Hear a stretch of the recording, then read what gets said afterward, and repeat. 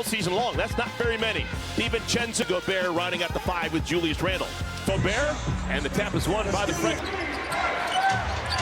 Randle was fabulous the other night. 28 points, 11 rebounds, and 8 assists. Shot clock's already down to 1. Not gonna count. Wonderful defense by the homestanding. Suffered last season during the postseason. Yeah, he's missed 16 games. Merrill got into paint, had his shot blocked. DiVincenzo battling for the loose ball. It will stay with Minnesota. It was a danger at home in France, and so maybe a little overexcited on that one. McDaniels, his first shot of the game. Actually, Minnesota's first shot of the game. Tapped up and in by Rudy Gobert. Oh, our guys in the studio, guys in Swin Cash and Taylor Rooks, just talked about Rudy's offensive impact, and that guy makes a huge offensive impact every night, Donovan Mitchell. Donovan Mitchell just got passed by Steph Curry yesterday for the NBA's lead in three-point makes. Gobert has not missed a shot in a while. He has now made 18 consecutive shots over the last couple of games. That is a Minnesota Timberwolves franchise record. Mitchell quickly 2 for 2. Well, that's exactly what we expected coming into the game, a shootout between Donovan Mitchell and Rudy Gobert, Eric. That's right. Edwards, crushing pick set by Gobert. Randle rings the bell. 3-ball for the left-hander. Yeah, he's been on fire from 3, only shooting 34% on the year, but now 11 for 23 in the last 5+ games. Mitchell has all 5 for the Cavaliers. Needs a little help. Jared Allen back to the iron. Stays with Cleveland. Mobley. First and 2 for Evan Mobley. Refreshing score here.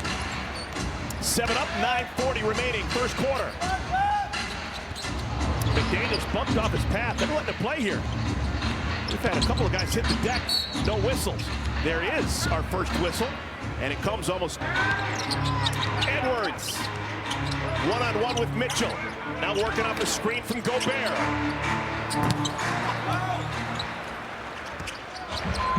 Cleveland can regain the lead.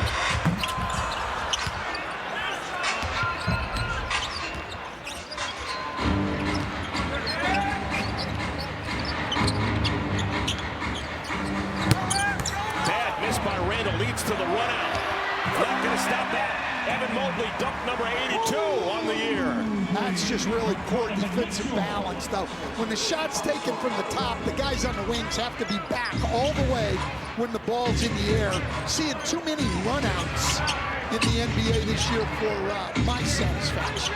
DiVincenzo, always with the quick trigger. First 3. Well, he's now 11 for 20 over the last 2+ games for 3. Has been on fire. Donovan Mitchell against his longtime teammate Rudy Gobert wins that battle. A lot of history between Gobert and Mitchell for many years, both jazzmen. McDaniel, size advantage. Easy too. Wow, just used his size on Merrill. Merrill defended as well as he possibly could have. Oh my goodness, Sam Merrill's just getting thrown around. Got crunched by DiVincenzo. No whistle. And there's Tony Brothers' whistle. Tied with Orlando, 21-18 through 39 games. Well, the big thing has been injuries. Last year at this time, 39 games in, their 4 All-Stars had missed 5 games total. This year, they've missed 38. That's a huge difference. I know fans don't want to hear excuses, but that's just a reality. Still enough time for them to figure it out? Oh, absolutely, especially a team that's been together as long. Plus, let's remember, they've still got Max Strus coming back at some point in this season. Shot clock's at 3 and a whistle.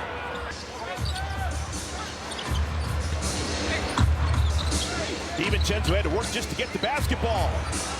Picks himself off the floor and misfires from deep. That was absolutely tremendous defense by Sam Merrill chasing a shooter. You want to talk about how you get through screens against shooters, what Sam Merrill just did against DiVincenzo, the last possession, is textbook. 5 minutes into our game, McDaniels cuts, reverses it up and in.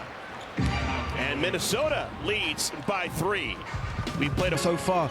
When you think about first of all, Coach Atkinson, of course, he attributes a lot of his success to his post-playing career, and he had an opportunity to establish himself at the embryonic stages at those positions at Paris basketball as Jarrett Allen puts the ball into the basket. And then 2 decades later, of course, he's leading France to an opportunity in achieving a silver medal at the Paris Olympic Games. When his top coach Finch, well, the very early stages of his career, he was at the BBL, the British Basketball League, and furthermore as the head coach for GB's national team. I can speak as an honorary Brit on the team and say he's seen as a legend in those parts. And much like Nick Nurse, head coach for the 76ers, sees the true value in worldwide basketball. Look, speaking to both coaches, I'll say again, the common denominator that they have is they're so grateful for those experiences worldwide. They understand how much is given them in terms of as an NBA coach now at this stage in themselves. And Stan, I have a question for you as the resident coach in our team. Can you see the European influence of both of these two teams as they continue to go in for the first time for Minnesota? Rudy Gobert with a hammer. He does that a lot. Leads the NBA in dunks. Cleveland has a new backcourt. Craig Porter Jr. has checked into the game, along with Jalen Tyson, first-round pick 2 years ago out of Cal. This is DeAndre Hunter into the game. Misses badly on a quarter 3. Well, Hunter's really struggled from 3 this year. Only shooting 31% coming in. Anthony Edwards. Still a whole bunch of nothing. This is a guy who averages 30 points per game, hasn't scored halfway through our first quarter. He's going to get another chance. Ask and you shall receive. But you see the kind of space he created with Jalen Tyson, who is a very good defender. Jared! Oh my! Right on top of Gobert! That's a fair fight right there. Allen takes it to Gobert.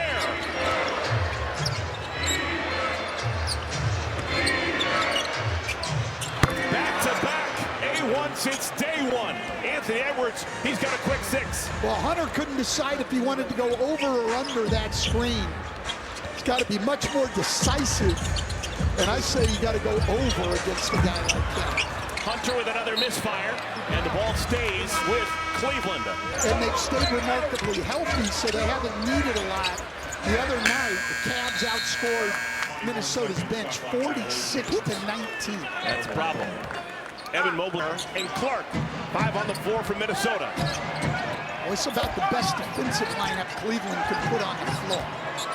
Without Jared Allen in the game. Yeah, but Mobley, I think, a little bit better at center, and Porter, Tyson, and DeAndre Hunter all plus defenders. Blocked from behind by Naz Reid. Numbers advantage for Minnesota, 5 on 4. Someone's going to be open. Clark. Reid runs down the loose ball. Stripped away by Mitchell. Tyson. Self-made up the window. Nice pass by Donovan Mitchell.